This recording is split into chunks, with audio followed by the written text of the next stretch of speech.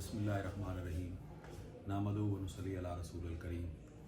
आज दोस्तों के इसरार पर हमने वकालत how to be a good lawyer a best lawyer इस पे एक सीरीज़ शुरू करने जा रहे हैं कि ये है कैसे, किस तरह हम इस पर मुदल्लल गुफ्तगू कर सकते हैं। तो हम वकला we are in affair of love with law and we also honour who honour it, कि हम इस वकालत के पेशे में आए भी इसलिए हैं कि हम ये समझते हैं कि वकला का पेशा सबसे ज़्यादा मुदल्लिल, गुफ्तगू में इसमें ब्रेविटी बहुत ज़्यादा होती है, परसीन बहुत ज़्यादा होता है, और इन चीज़ों की वजह से चूँकि हम मल्टी डाइवर्सिटी हमारी होती है, हम लोगों को अच्छे तरीके से कन्विंस कर सकते हैं, उनको बेहतर तरीके से गुफ्तगू करने के बाद समझा सकते हैं। यही मामला कोर्ट का है कि कोर्ट में भी जो जज बैठे हैं वो आम आदमी हैं, उनका अपना सोशल, कल्चरल, रिलीजियस बैकग्राउंड है, उनके फंडामेंटल्स हैं जिनके बगैर हम उनको कन्विंस नहीं कर सकते।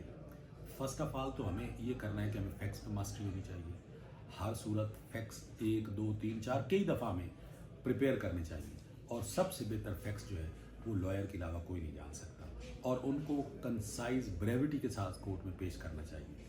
फिर इसके अलावा जो रूल है, अलबत्ता ये है कि उसके स्टैचू हैं, रूल्स हैं, लॉ के प्रेसिडेंट्स हैं, वो हर वकील के लिए एक जैसे ही है। लेकिन ये सूरत हाल ऐसे है कि दोनों वकला ने एक ही स्टैचू, एक ही रूल को अपने मुख्तलिफ तरीक़ों से डिस्कस करना है। जैसे lying on the same bed having different dreams, कि हम ला भी इसी तरह है कि हम मुख्तलिफ लोग मुख्तलिफ जगह पे एक जगह पे ही लेट के मुख्तलिफ ड्रीम देखते हैं, तो ये इसी तरह हमारी इंटरप्रटेशन भी मुख्तलिफ होती है।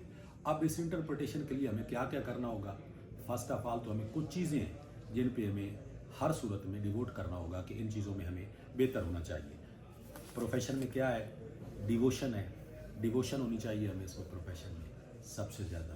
फिर हमें ऑनेस्टी होनी चाहिए, हमें वकला में ऑनेस्टी, चूँकि लॉयर को सबसे ज़्यादा पसंद इसलिए करते हैं कि ही इज़ ऑनेस्ट और ethically he is liked by the people, कि उसे अच्छा समझा जाता है, उसको अच्छा समझने के बाद ही उस पर किया जाता है। और तीसरी बात यह है कि वो एनालिटिकल माइंड होता है, एनालिसिस करता है चीज़ों का, और कई एंगल से करता है, चूँकि उसका नॉलेज सिर्फ लॉ के अलावा और बहुत सारी चीज़ों पे होता है, तो इसलिए वो उसका एनालिटिकल स्किल होती है। और उसकी इसके अलावा उसमें प्रेजेंटेशन का बेहतरीन तरीका है, कम्युनिकेशन बेहतर होती है, प्रेजेंट अच्छे तरीके से कर सकता है, उसकी क्लैरिटी होती है थिंकिंग में, और इसी तरह उसकी क्लैरिटी के साथ साथ उसमें पावर होती है कि कानून को सही तरीके से इंटरप्रेट कर सके।